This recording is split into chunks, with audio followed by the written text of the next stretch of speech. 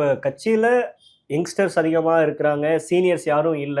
இப்ப விஜயகாந்த் கட்சி ஆரம்பிக்கிறப்ப பண்ருட்டி மாரி ஒருத்தர் கூட இருந்தாரு, சீனியர்ஸ் இருந்தாரு. அவரு வந்து அத கைட் பண்ணாரு அப்படின்ற மாரி சொல்லுவாங்க. ஸோ விஜய்க்கும் இப்ப டிடிவி, ஓபிஎஸ் போன்ற அரசியல்ல அனுபவமிக்கவங்க போனாங்க அப்படின்னா, தாவேக்காக்கு அது வேலிட் அடிஷனலா மாறாதா? இல்ல அப்படி நம்ம இதை பார்க்க கூடாது. டிடிவி தினகரன் யார் அப்படின்னு ஒரு கேள்வியை கேளுங்க, ஓபிஎஸ் யாருன்னு ஒரு கேள்வியை கேளுங்க, அதுதான் கரெக்டா இருக்கும். இப்போ டிடிவி தினகரன் ஜெயலலிதாவோடு ஒரு மன்னார்குடி குடும்பம் அப்படியே இருந்து அங்கிருந்து மக்கள் பணத்தை கொள்ளையடிச்சு இன்னைக்கு அந்த பணத்தை தான் அவங்க வாழ்ந்துகிட்டு இருக்காங்க. சுருக்கமா சொல்லணும்னா ஊழல் பணத்தில் தான் அவங்க உண்டு திளைச்சிக்கிட்டு இருக்கிற ஒரு குடும்பம்.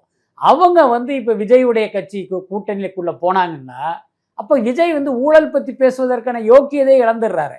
அவரை போய் திமுக வந்து ஊழல் செஞ்சாங்கன்னு எப்படி பேச முடியும்? கருணாநிதி குடும்பம் வந்து ஊழல் பண்ணி வந்து உண்டு கொளுத்துக்கிட்டு இருக்காங்க, நீங்க எப்படி பேச முடியும்? உங்க பக்கத்திலேயே அவங்களுக்கு முன்னால ஊழல் பண்ணி உண்டு கொளுத்த ஒருத்தரை பக்கத்துல வச்சு நீங்க எப்படி பேச முடியும்? அதுக்கப்புறம் ஓ பன்னீர்செல்வம் அவரும் கூட ஊழலில் திளைத்த ஒரு அரசியல் தலைவர் தான்.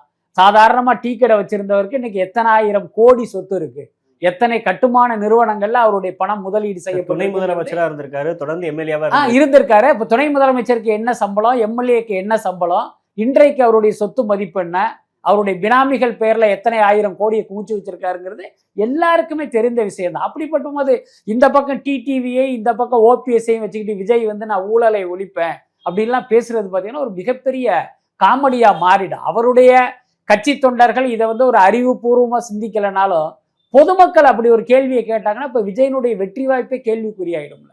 அதனால என்னை பொறுத்தவரை ஓபிஎஸ் டிடிவி போன்ற ஊழல் பேர்வழிகளை தன்னுடைய கூட்டணிக்குள் சேர்க்காமல் இருப்பதுதான் விஜய் செய்ய வேண்டிய விஷயம்.